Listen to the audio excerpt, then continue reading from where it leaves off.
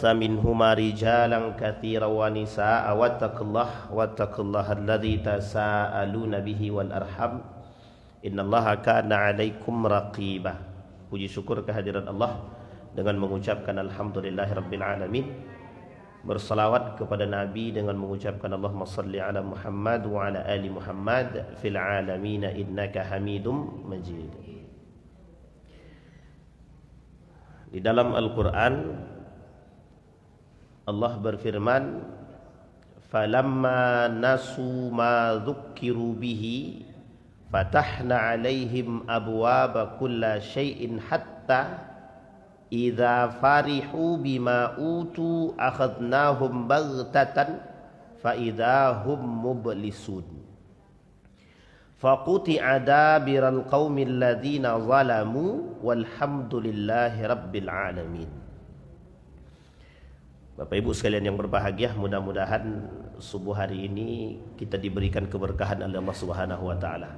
Insyaallah yang hadir husnul khatimah. Amin. Semangat betul ibu-ibu nih. Ini dampak setelah lebaran tuh begitu. Setelah lebaran mudah-mudahan kembali kepada yang fitrah insyaallah. Taqabbalallah bina wa minkum kullu am wa nahnu bi khairin insyaallah. Bapak Ibu sekalian yang berbahagia, Dr. Adian Husaini menuliskan dalam kitabnya, dalam tulisannya itu dengan judul sederhana, Jatuh Bangunnya Peradaban. Ini bukan lagu ya. Kan ada dulu lagunya Jatuh Bangun Aku. Nah, ini bukan. Ini namanya Jatuh Bangunnya Peradaban. Dalam permulaan tulisan tersebut, Dr. Adian Husaini memulai dengan satu hadis yang diriwayatkan oleh Al-Hakim. Idza azumat ummati ad-dunya nuzi'at minha haibatal Islam. Rasulullah SAW bersabda dalam hadis yang diriwayatkan oleh Al-Hakim, apabila umatku sudah mengagungkan dunia, maka akan dicabutlah kehebatan Islam. Nuzi'at minha haibatal Islam. Wa idza turikatil amru bil ma'ruf wan nahyu 'anil munkar hurimat barakatul wahyi wa idza tasabat ummati saqatat min ainillah, rawahul Hakim. Dan apabila mereka meninggalkan aktivitas amar ma'ruf nahi mungkar, maka akan diharamkan keberkahan wahyu. Dan apabila umatku saling mencaci dan memaki, maka jatuhlah mereka dalam pandangan Allah. Diriwayatkan oleh Al-Hakim. Diperjelas oleh Abu Daud, hampir tiba satu masa di mana berbagai bangsa dan kelompok mengeroyok kamu sekalian, bagaikan orang-orang yang kelaparan mengerumuni hidangan. Ketika itu umat muslim banyak, tapi mereka dalam keadaan lemah, tak berkualitas. Muslim tapi tidak mukmin, atau kualitas imannya lemah. Tapi jumlahnya mayoritas, karena mereka memiliki penyakit yang disebut dengan al-wahan. Penyakit wahan itu kata para sahabat, apa itu wahan? Kata Nabi, hubbud dunia, cinta terhadap dunia, dan benci akan kematian. Di dalam Al-Quran, dalam surat yang tadi kita bacakan, falamma nasu ma dzukkiru bihi fatahna alaihim abwaaba kulli syai'. Ketika umat muslim itu melupakan Allah, kemudian seketika Allah membukakan jalan bagi mereka kenikmatan dunia dalam pandangan mereka, semua pintu-pintu kesenangan kemudian dibuka untuk mereka, sehingga apabila mereka bergembira dengan apa yang telah diberikan kepada mereka, kami siksa mereka dengan tiba-tiba. Ini Allah yang bilang, akhadnahum baghtatan. Kami siksa mereka dengan siksaan sedikit demi sedikit, perlahan demi perlahan. sekonyong-konyongnya, tiba-tiba mufajaah, maka ketika itu mereka akan terdiam dan mereka akan berputus asa. Begitulah ketika Allah mengatakan keadaan orang-orang yang lupa dengan Allah. Imam Al-Ghazali sebelum menulis kitab Ihya Ulumiddin mencoba merespon keadaan ketika itu. Umat-umat muslim ini pada saat itu direspon oleh Imam Al-Ghazali sendiri tentang persoalan umat pada saat itu. Dalam tulisan itu, sebelum beliau menuliskan kitab Ihya Ulumuddin itu, beliau mengatakan tak perlu melihat jauh tentang rusak dan runtuhnya peradaban itu, cukup meninjau dari dalam.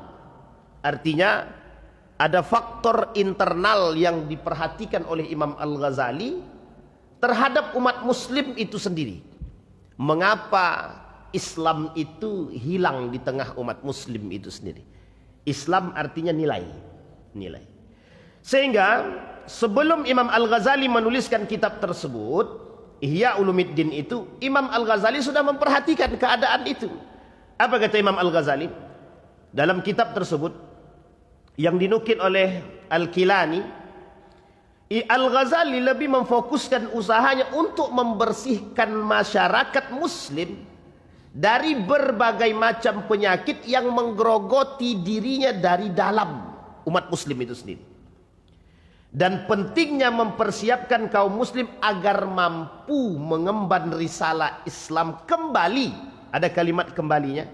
Sehingga dakwah Islam menambah atau merambah seluruh pelosok bumi dengan pilar-pilar iman dan kedamaian dapat tegak dengan kokoh.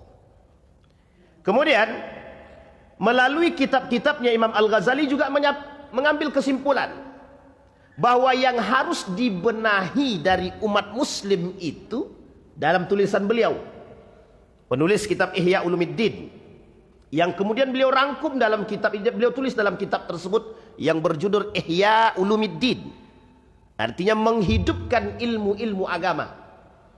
Apa kata Imam Al-Ghazali? Sampai pada kesimpulan bahwa yang harus dibenahi yang paling utama dari umat muslim itu sendiri adalah dari umatnya masalah keilmuan. Yang kedua, keulamaan. Ada berapa Bapak Ibu? Dua. Ilmu, ulama. Berarti dua ini tidak bisa dipisahkan. Jadi ilmu, ulama. Itu kata Imam Al-Ghazali. Maka Imam Al-Ghazali menulis kitab judulnya Ihya Ulumiddin. Kemudian Dr. Majid Irsan Al-Kilani dalam melakukan upaya perubahan umat yang mendasar, sudah dikatakan menukil perkataan Imam Al-Ghazali juga. Permasalahan yang mendasar yang ada pada diri umat muslim saat itu adalah mereka lebih condong terhadap dunia dan melupakan akidah. Nah, ini poin penting bagi kita Bapak Ibu.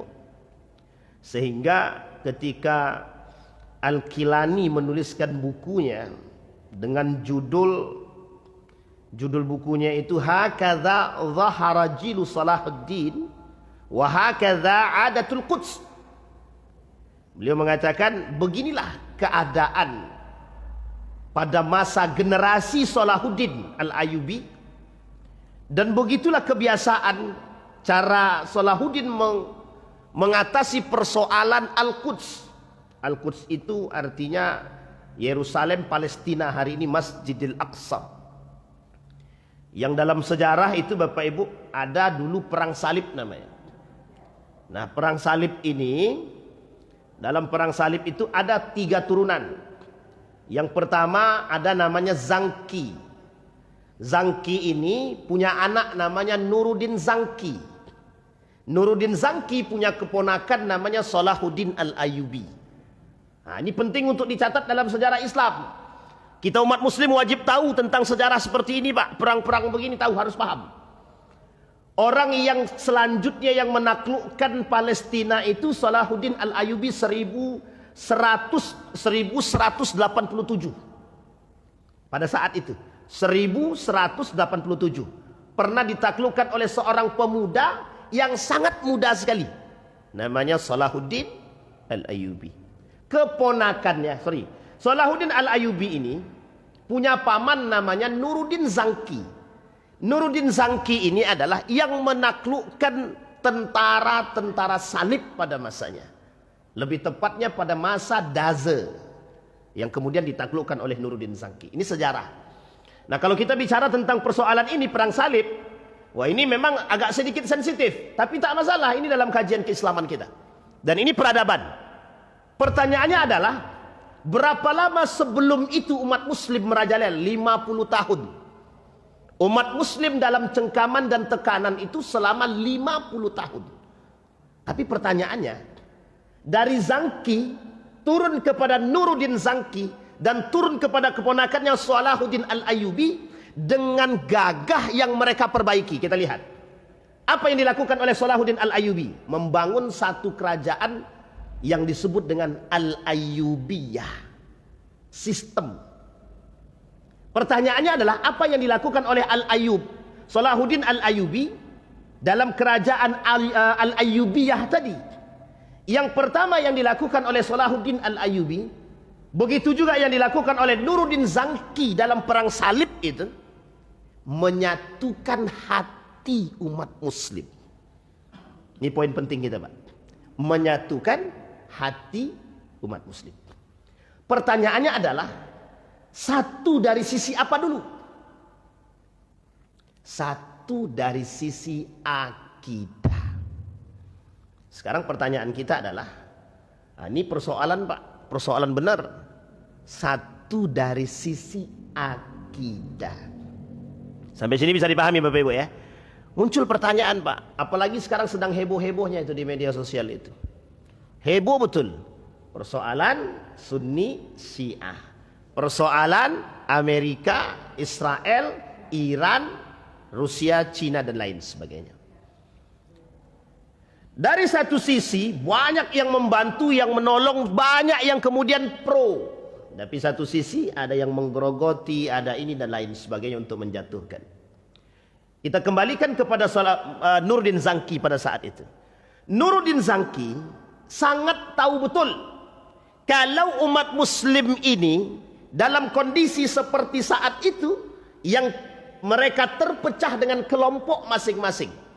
Apa kata Nuruddin Zangki? Mustahil bagi kita untuk menaklukkan mereka. Itu mustahil, Pak. Tapi apa yang dilakukan oleh Nuruddin Zangki? Datang dari satu tempat ke tempat yang lain hanya untuk menyatukan akidah. Bukan sunnah, tapi akidah. Wah, ini mesti ada yang sensi begini nih. Sentimennya tinggi nih. Jadi poin penting dulu, Pak. Makanya Bapak Ibu, beberapa waktu yang lalu saya punya video itu, kemudian ada salah seorang guru saya WA saya begini, Ridwan, itu videomu dimanfaati orang. Dimanfaati bagaimana Ustaz? Dimanfaati oleh kelompok sebelah untuk menjadi alasan memperkuat argumentasi mereka. Saya sebutin Bapak Ibu, saya sebutin. Jadi Bapak Ibu, beberapa waktu yang lalu, masih dalam bulan suci Ramadan, saya bercerita tentang persoalan antara Iran kemudian Amerika. Itu yang motongnya juga kurang bijak lah gitu. Yang motongnya kurang bijak gitu. Sampai ditonton sekitar 3 juta lebih yang nonton. Saya bilang, uniknya dalam video itu caci maki aja. Yang komentar 8.000 lebih. Isinya caci maki. Kata mereka, tapi saya tidak tahu, tapi kata mereka. Tapi saya lihat potongan videonya yang dikirim ke saya. Saya lihat potongan videonya. Dalam video tersebut saya mengatakan begini, bahwa persoalan Amerika, Israel itu jelas musuh nyata. Kalau kita dukung mereka, kita munafik. Itu jelas, Pak. Karena itu musuh. Tidak mungkin umat muslim itu membela musuh, itu tidak mungkin, Pak. Sangat tidak mungkin. Apa hukumnya? Apa hukumnya seorang mukmin atau muslim duduk bersama bermesraan dengan musuh? Itu pengkhianat namanya, Pak. Pengkhianat namanya. Dan itu mesti dipahami, Pak. Kemudian muncul Pak dalam video tersebut juga sama. Tentang persoalan Syiah Iran. Tentang Iran. Saya sampaikan dalam video tersebut. Pernahkah Syiah itu bermusuhan dengan Yahudi? Ini poin pentingnya waktu itu. Karena video ini tidak lengkap. Dalam catatan sejarah tidak pernah. Dalam catatan sejarah boleh dicek. Tidak pernah ada Yahudi itu bermesraan dengan Syiah, itu tidak pernah. Bermusuhan itu tidak pernah. Justru bermesraan. Dalam catatan sejarah. Oleh kelompok sebelah itu dijadikan poin. Untuk menolak setiap orang yang mendukung Iran. Akhirnya saya buat video selanjutnya tentang siapa Iran sesungguhnya sebelum menjadi Syiah. Jadi Iran itu Bapak Ibu dalam sejarahnya jelas itu. Persia itu ditaklukkan oleh siapa? Umat Muslim. Khalid ibn Walid. Kapan ditaklukkan? Qadisiyah dan Zatus Salasil. Ada perang namanya Ghazwatu Zatus Salasil. Perang berantai. Perang berantai itu salah satu pemimpin utamanya adalah Khalid ibn Walid yang kelak menaklukkan Persia. Coba bayangkan. Ketika itu, setelah ditaklukkan oleh Khalid bin Walid, Persia tersebut berubah dari Majusi menjadi Sunni. Bisa dipahami Bapak Ibu ya? Itu sejarah. Itu saya buat video itu sengaja untuk menjawab tuduhan tersebut. Tapi Bapak Ibu, lepas daripada itu. Nah, kita kembalikan kepada poin tadi. Begitulah faktor media hari ini sangat membutuhkan kejujuran dan kebijaksanaan. Jadi persoalan teknologi hari ini hanya bisa diambil manfaat oleh orang-orang yang jujur dan bijaksana. Kalau tidak, itu yang terjadi. Maka kemarin ada yang WA bilang begini, Ustaz, boleh enggak kita minta untuk kajian judulnya Ghazwatu Zatus Salasil, katanya. Perang berantai yang terjadi di Persia. Bagus, tak ada masalah sebenarnya. Kajian itu bagus. Karena memang harus paham Pak, awal mula sejarahnya di situ. Sebelum Persia itu berubah menjadi Iran dan penduduknya yang saat ini mayoritas Syiah. Dan perlu dipahami, Majelis Ulama Indonesia itu membagi Syiah itu setidaknya 4. Satu, yang ekstrim, Rafidah, yang mereka menganggap diri mereka Syiah bukan Islam. Itu sudah kafir itu. Ada. Yang kedua, ada Syiah yang mereka percaya Imam 12, memaksumkan Imam 12 selain daripada baginda Nabi. Yang ketiga, ada namanya Syiah yang mencaci maki para sahabat. Dan yang keempat, ada yang disebut dengan Syiah Zaidiyah yang mereka persis seperti kita. Nah, sebagian kalangan di beberapa negara mereka tidak mengatakan Syiah, tapi nama mereka Ahlul Bait. Maka di Indonesia ada namanya Ahlul Bait Indonesia, ABI namanya. Ketua ABI-nya siapa? Waktu itu yang saya kenal namanya Jalaluddin Rahmat. Nah, jadi memang memahami ini kalau sepenggal saja, memang berkelahi aja kita isinya Pak. Nah, ini yang terjadi sekarang. Pemahaman yang sempit dan dangkal tadi, pemotongan video yang tidak bertanggung jawab tadi, itu menyebabkan keruh suasana. Akhirnya pihak sebelah, kita harus begini, kita harus patuh pemerintah. Jadi sekalipun seperti apa, akhirnya dianggap menjelekkan pemerintah. Nah, ketika ada yang membela Syiah, dianggap, wah ini para lebih sesat, Ahlul Bid'ah. Ini para, jadi tak ketemu Pak, tidak ketemu. Itu terjadi pada masa sebelum terjadinya perang salib. Jadi dalam masa perang salib itu Bapak Ibu, sebelum terjadinya perang salib itu umat muslim sudah terpecah belah. Dalam tekanan, dalam hasutan, dalam pengkhianatan 50 tahun, setengah abad berarti. Lamanya umat muslim dalam tekanan. Dan berada pada puncaknya Pak. Yang cinta terhadap dunia, yang suka, yang melahirkan aliran-aliran sesat. Banyak aliran Islam, bukan, tidak hanya sekarang aliran Islam itu ada. Pada masa dinasti Abbasiyah itu sudah muncul aliran-aliran sesat itu. Jadi kalau sekarang aliran sesat muncul, memang lebih banyak sekarang. Daripada dulu ada ahlul bid'ah, ahlul hawa dan lain sebagainya. Memang pada saat itu juga sudah muncul. Bahkan pada saat itu yang masuk Islam itu cuma pura-pura pun banyak. Lebih jelas Pak, kaum-kaum nifak dan munafik itu pada masa Nabi aja sudah ada. Nabi masih hidup, nabi palsunya 7. Itu nabi masih hidup. Nabi wafat, nabi palsunya jadi tinggal 3. Diperangi sama Abu Bakar. Itu nabi masih hidup. Artinya pada saat itu cuma bagaimana cara Nabi, tempat bertanyanya masih jelas, masih kuat Pak. Bagaimana terjadi pada masa Nuruddin Zangki? Jauh antara Nabi sampai ke Nuruddin Zangki, jauh Pak. Apalagi pada masa kita sekarang, sangat jauh sekali masafahnya, perbedaannya. Nah disinilah Bapak Ibu yang dilakukan oleh Nuruddin Zangki ketika itu, gerilya dari satu tempat ke tempat yang lain untuk menyatukan yang pertama sekali akidah. Sampai di sini bisa dipahami Bapak Ibu ya. Ini poin pentingnya dulu Pak. Sehingga diambil poin pentingnya oleh Syekh Al-Kilani tadi, bahwa salah satu persoalan mendasar yang hilang daripada umat muslim itu adalah rusaknya akidah, atau akidah yang benar yang hilang dari kita. Nah sekarang kita lihat kondisi kita. Apa yang menyebabkan umat ini tidak bisa bersatu?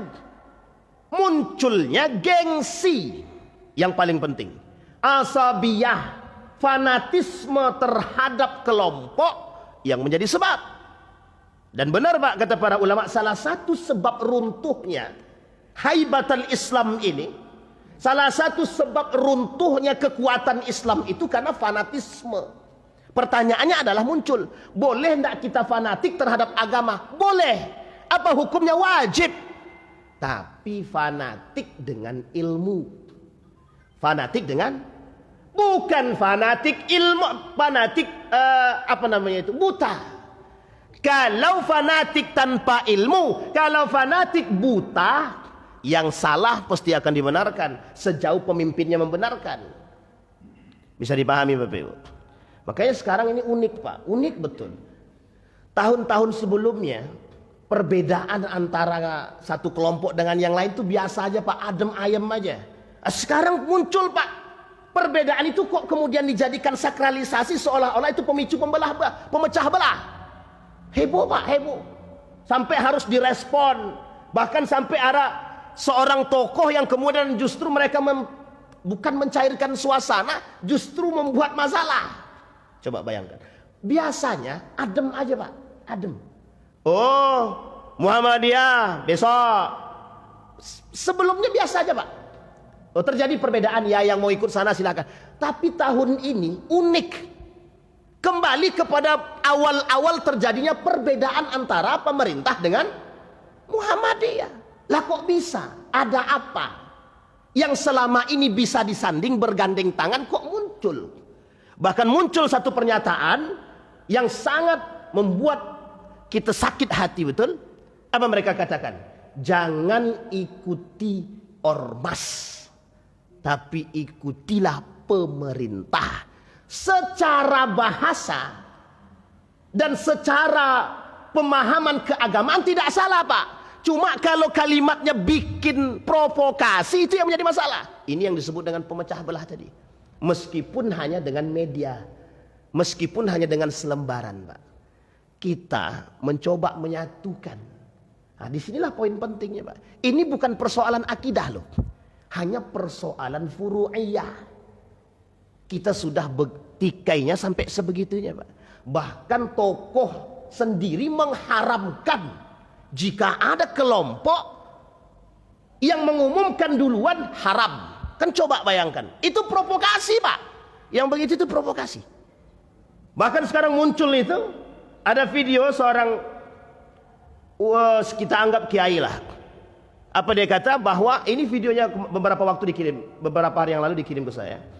Dia bilang begini, kalau ada kelompok di Indonesia ini sesat, sudah berbentuk ormas gitu dia.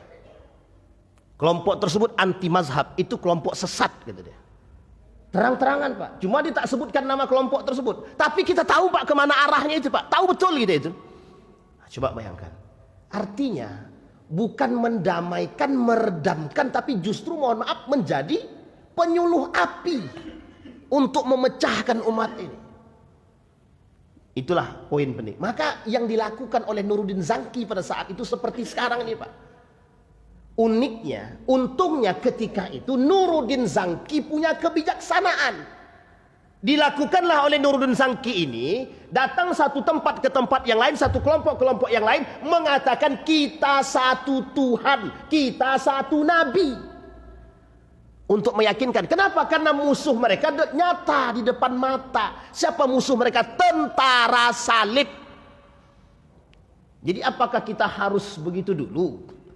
Nah, ini poin penting, Pak.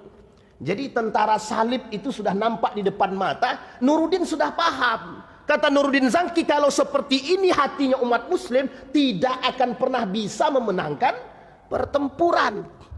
Maka oleh Nuruddin Zangki dilakukan upaya, Pak, dari tahun ke tahun untuk melakukan pendekatan terhadap satu kelompok dengan kelompok yang lain. Yang pertama yang dilakukan oleh Nuruddin Zangki adalah menyamakan persepsi akidah. Yang kedua, apa yang dilakukan oleh Nuruddin Zangki yang kedua? Untuk membangun asas akidah ini biar tidak terjadi perbedaan, dibangun yang kedua, keilmuan. Maksudnya apa? Dibangunlah umat muslim yang beriman dengan ilmu.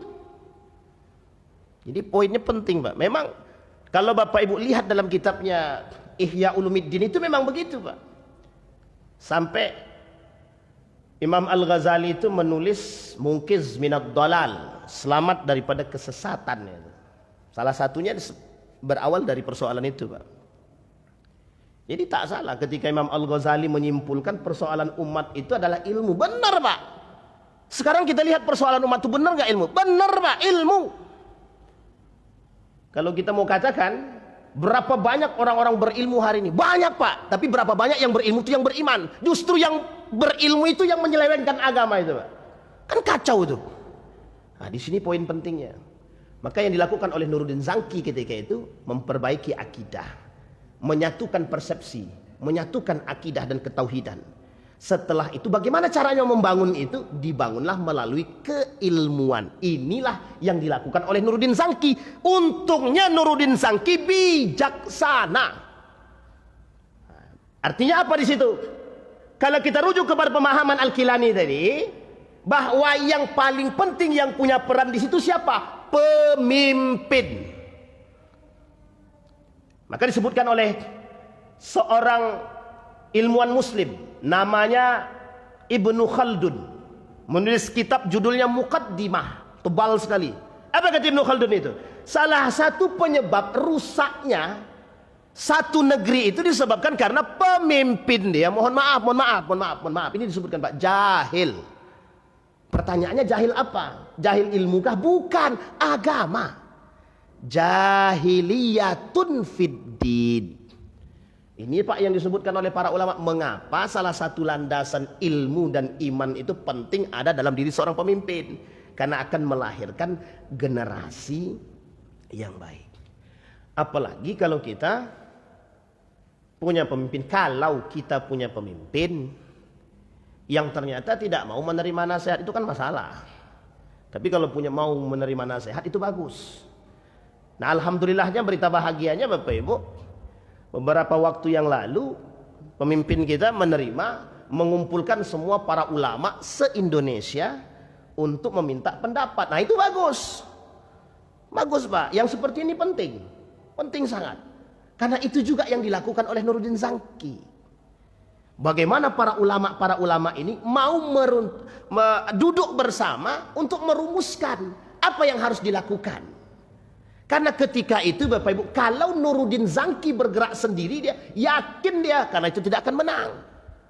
Sama halnya yang dilakukan oleh Salahuddin Al-Ayyubi ketika dia membentuk kerajaan yang disebut dengan Al-Ayyubiyah. Bisa dipahami Bapak Ibu ya? Ini poin penting bagi kita. Nah, sekarang pertanyaannya adalah, bisa enggak sistem atau model seperti ini diterapkan untuk umat muslim hari ini? Bisa. Sangat bisa sekali. Dengan catatan kita punya pemimpin yang mau mendengar nasihat daripada para alim ulama. untuk memberikan masukan, terutama dalam dunia pendidikan. Pendidikan apa dulu? Agama. Pertanyaannya adalah, apakah pada masa Nuruddin Zanki tidak ada Nasrani? Ada. Apakah tidak ada Yahudi? Ada. Tapi bagaimana cara menyatukannya? Ini yang poin penting bagi kita. Nah, jadi kafir itu Bapak Ibu dari dulu sudah ada.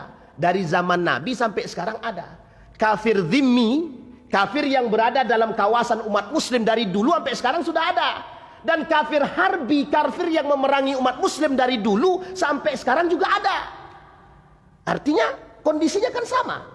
Hanya saja model pengelabuannya hari ini oleh Imam Al-Ghazali dikatakan dalam asas pemikiran itu lebih berbahaya daripada senjata itu. Kayak berat Pak. Jadi seolah-olah kita ini berada dalam fase memang yang kita lawan itu tak nampak gitu. Kalau dia musuh nyata seperti ini, tembak mati, tusuk, selesai Pak. Cuma yang kita lawan itu keluarga sendiri sekarang ini. Jadi bayang-bayang itu ada dalam rumah gitu. Jadi kita melawan itu makhluk goib, tapi makhluk goibnya dalam rumah kita gitu. Itu yang susah. Begitu itu. Ini poin penting bahasanya begitu. Sehingga tak salah ketika Dr. Adyan Husaini menuliskan runtuhnya peradaban, jatuh bangun peradaban. Kenapa demikian? Karena itu pasti akan berganti Pak. Dan Allah pergulirkan, watilkal ayyam nudawiluha, katanya. Akan kami pergulingkan, akan kami perputar. Sekarang Islam hancur, maka pasti akan ada kebangkitan Islam. Uniknya orang-orang, mohon maaf ya, orang-orang Yahudi Bapak Ibu, mengapa mereka kokoh hari ini untuk merusak Islam itu? Karena mereka tahu bahwa Islam itu bakal bangkit. Nah, bagaimana caranya biar Islam tidak bangkit? Mereka akan tetap lawan, kapanpun dan sampai kapanpun. Makanya bahasa mereka itu, mereka lebih mengerti. Apa yang mereka pahami? Dari rabi mereka, dari rahib mereka, apa yang mereka pahami? Bahwa Islam itu pasti akan bangkit. Nah, bagaimana caranya biar Islam itu tidak bangkit? Dihalangi. Bisa dipahami Bapak Ibu? Dan itu sudah dipahami oleh Ratu Elizabeth pada masanya dulu Pak. Nah, disinilah poinnya. Maka Rashid Ridha itu pernah menulis buku judulnya Limadza ta'akhkharal muslimun wa limadza taqaddamu ghairuhum. Apa kata dia? Mengapa umat muslim mengalami kemunduran sementara kelompok lain mengalami kemajuan? Ini pertanyaan oleh Rashid Ridha.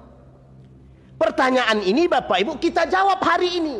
Kita lihat, apa kelebihan orang hari ini dengan media sosial? Jual diri. Jual diri. Negara tetangga sedang sibuk bagaimana mengembangkan intelektualnya. Kita sedang sibuk, negara kita ini sedang sibuk, mohon maaf, judi online, game online, jual diri. Yang penting goyang, FYP. Tahu Bapak Ibu FYP itu apa? FYP itu, itulah pokoknya. Saya pun tak paham FYP itu apa. Yang jelas dapat duit, itu ajalah. Viral dapat duit Pak. Yang dicari itu.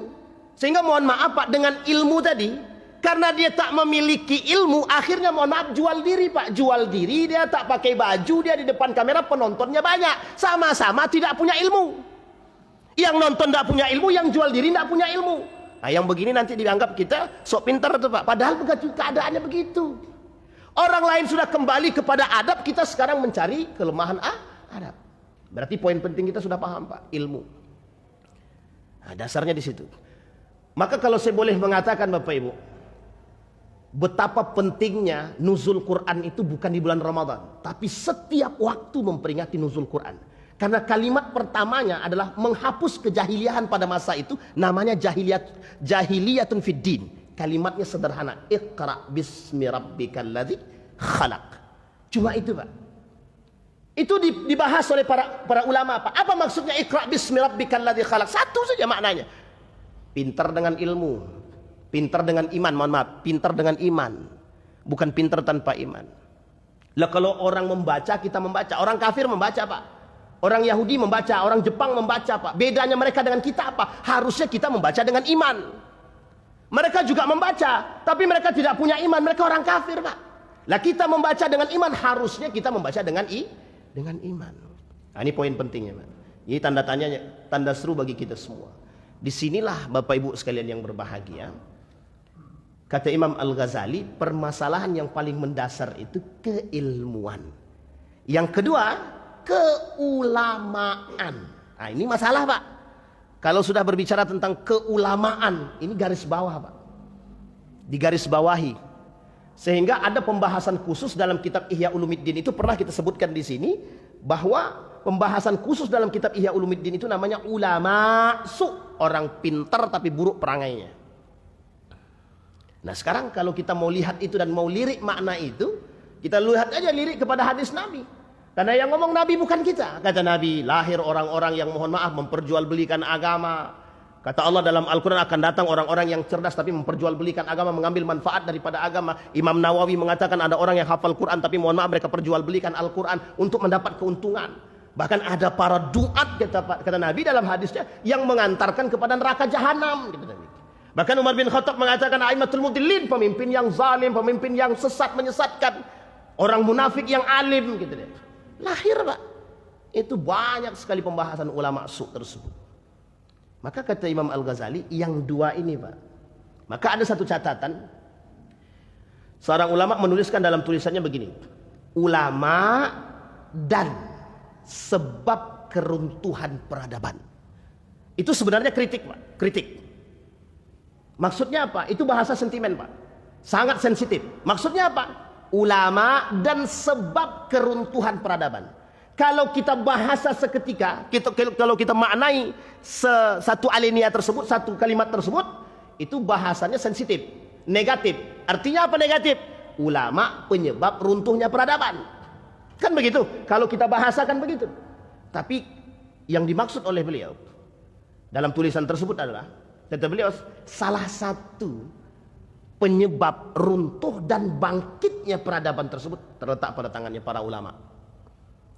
Bayangkan, ulama yang bersabar, ulama yang kuat, ulama yang tegas terhadap umara, itu penting. Bapak Ibu, kalau ada umara hari ini berlepas diri daripada ulama, maka itu akan salah satu sebab kehancuran. Tapi kalau ada ulama bergandeng mesra terlalu dekat dengan umara, juga menjadi masalah.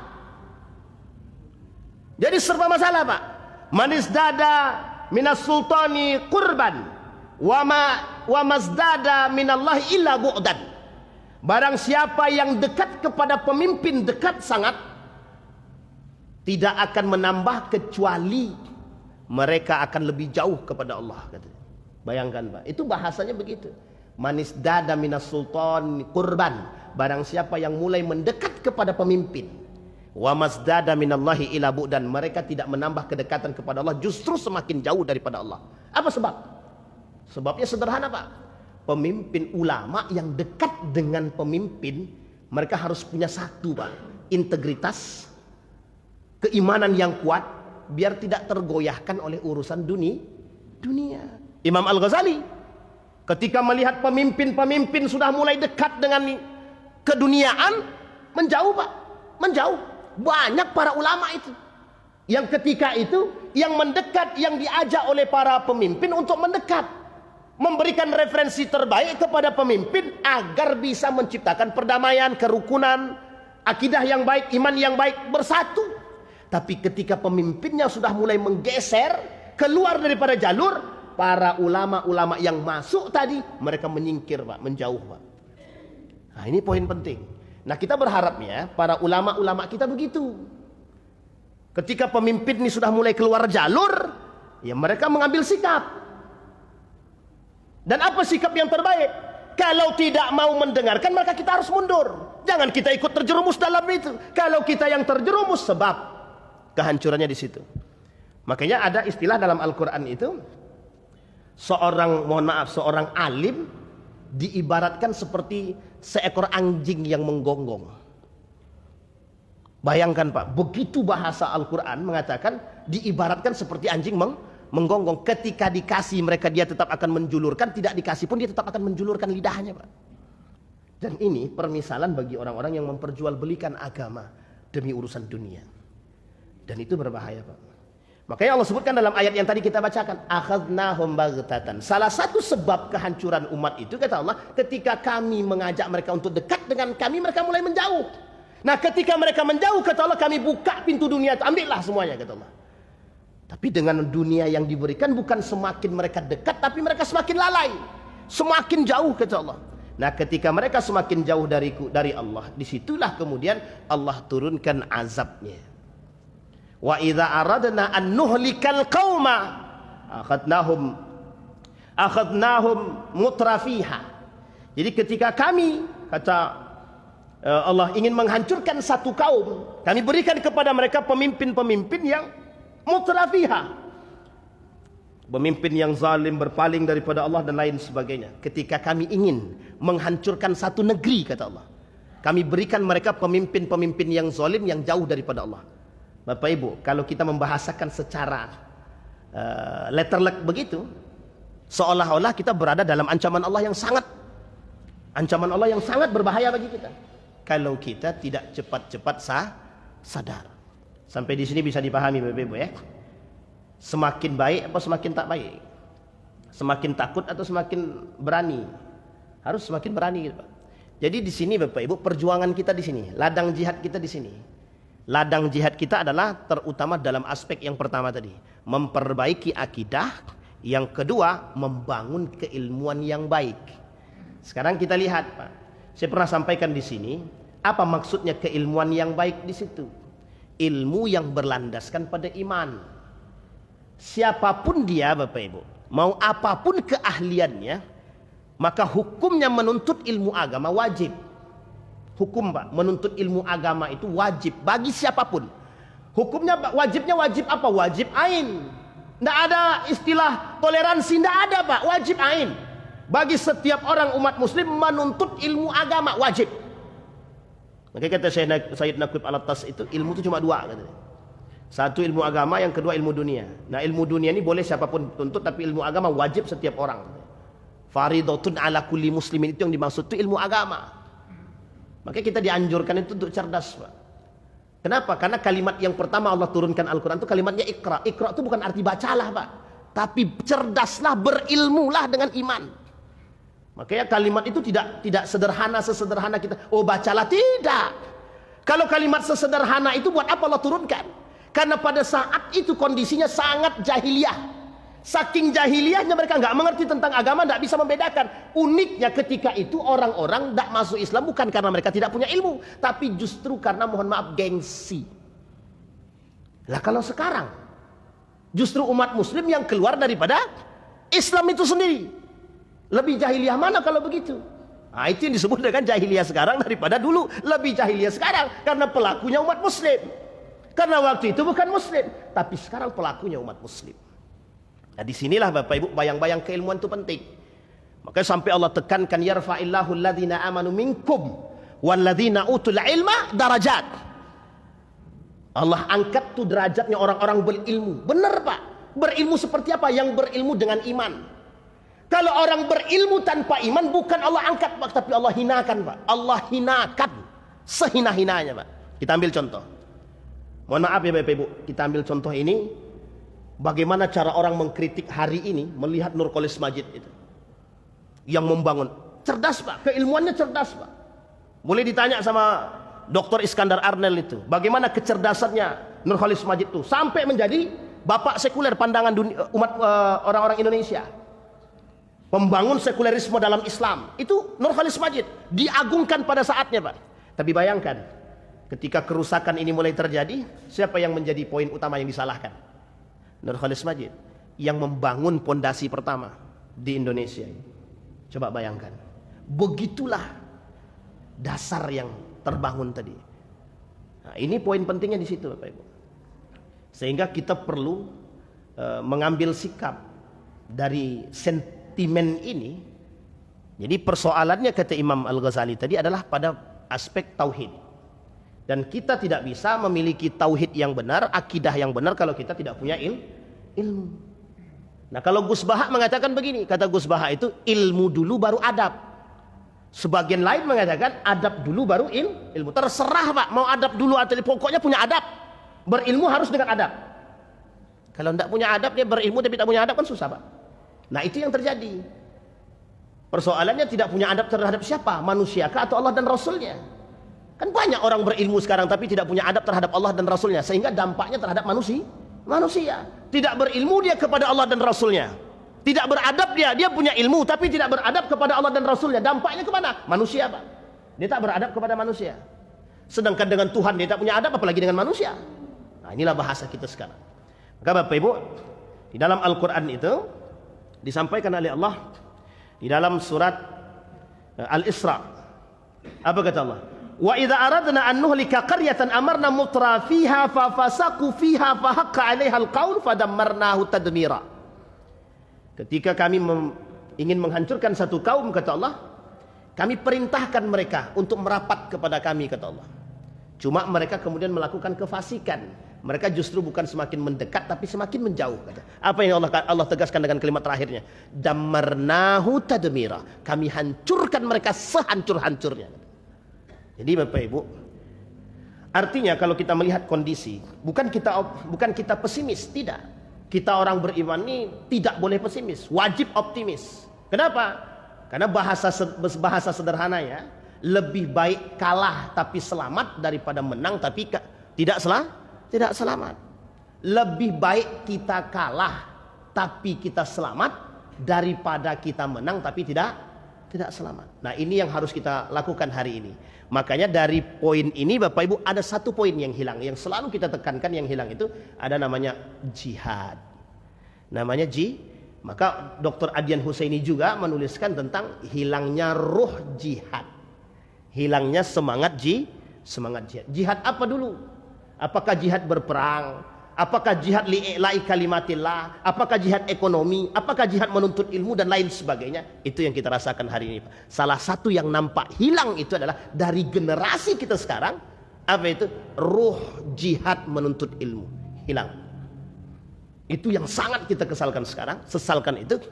Bukan semakin mendekat kepada keilmuan, tapi justru mohon maaf kita diperbudak oleh hal-hal yang sifatnya mohon maaf kesenangan dunia, popularitas. Kita sudah pernah bahas di sini. Ada namanya popularitas. Nah, popularitas itu sekarang menjadi penyakit. Setiap orang pengen tenar. Setiap orang pengen terkenal. Dari terkenal mereka menghasilkan duit. Masalah mereka berilmu atau tidak berilmu urusan belakang. Masalah mereka beradab tidak beradab urusan belakang. Yang penting kami punya tenar dan kami punya duit. Masalah kami beriman atau tidak beriman terserah. Masalah yang kami buka itu adalah aurat atau tidak aurat itu terserah. Yang penting kami punya duit. Sekarang bagaimana kita diperbudak oleh dunia? Itulah yang menjadi prasangka Imam Al-Ghazali pada saat itu. Dan itu yang terjadi hari ini Bapak Ibu. Makanya kekhawatiran itu yang terjadi, yang dibangun oleh kekhawatiran yang disampaikan oleh Nabi bukan tanpa dasar. Semua yang disampaikan Nabi pasti akan terjadi. Hanya saja kata Ustaz Adi Hidayat, bukan persoalan itu yang paling penting kata Ustaz Adi Hidayat. Yang paling penting adalah bagaimana Anda ketika menghadapi persoalan itu di tengah menjadi minoritas, Anda bisa bertahan dengan akidah yang benar seperti yang dikatakan oleh Imam Al-Ghazali tadi. Akidah yang baik. Yang kedua, bagaimana ilmu yang Anda miliki kata Gus Baha itu bisa menjadi orang yang bertahan pada saat itu. Nah, Gus Baha itu Bapak Ibu, saya sangat dalam surat Al-An'am beliau mengatakan begini. Beliau petik ayatnya begini. Ada seekor sapi. Seekor sapi itu di dalam sapi itu ada dua. Ada darah, ada kotoran. Tapi dari sapi yang ada darah dan kotoran ini melahirkan satu susu murni. Maka disebut dengan labanan khalisan sa'ighan lisyaribin. Apa kata dia? Kok bisa dari seekor sapi yang di dalamnya ada darah dan kotoran bisa melahirkan susu yang sangat murni dan bisa menyehatkan siapapun yang meminumnya? Ulul albab, orang berfikir, yaqilun. Kalimat itu di dalam surat itu, di dalam pembahasan itu ada 3 kalimat yang sangat bagus. Yang pertama, la'allakum ta'qilun. Yang kedua, la'allakum tatafakkarun. Yang ketiga, ya'risun. Artinya yang diinginkan oleh Allah apa? Berfikir. Bagaimana di tengah kotoran yang sekian banyak itu Anda tetap menjadi susu yang murni yang bisa mempertahankan akidah yang benar. Itu yang menjadi poin kita Bapak Ibu. Maka kenapa ini terus kita sampaikan? Agar kita bisa bertahan meskipun kita hanya minoritas bukan mayoritas. Karena kelak di akhir zaman itu yang betul-betul beriman itu hanya minoritas. Dan berharap dan berdoalah kepada Allah yang minoritas itu adalah kita Pak, bukan orang lain. Mudah-mudahan ada manfaat bagi kita semua. Kita berdoa kepada Allah. A'udzubillahi minasyaitonirrajim. Bismillahirrahmanirrahim. Hamdas syakirin hamdan naimin. Hamdan yuwafi ni'amahu wa yukafi'u mazidah. Ya Rabbana lakal hamdu kama yanbaghi li jalali wajhikal karim wa azim sultanik. Allahumma faqihna fid din wa alimna ta'wil. Allahumma ighfir lana dhunubana wa dhunuba walidina warhamhuma kama rabbayana shighara. Allahumma arinal haqqa haqqa warzuqna ittiba'ah wa arinal batila batila warzuqna ijtinabah. Allahumma ansur man nasara ad-din wa khudhul man khadhal muslimin. Allahumma ansur ikhwanana al-mujahidin fi Palestin wa fi Gaza wa fi kulli makan. Allahumma dammir al-yahud. Allahumma ahlikil kafarata wal mubtadi'at wal musyrikin a'da'aka a'da'ad din. Allahumma ij'alna min ahli al-Qur'an. واجعل أهلتنا من أهل القرآن الذين نحن خاصتك وأهلك يا أرحم الراحمين. ربنا آتنا في الدنيا حسنة وفي الآخرة حسنة وقنا عذاب النار والحمد لله رب العالمين. السلام عليكم ورحمة الله وبركاته.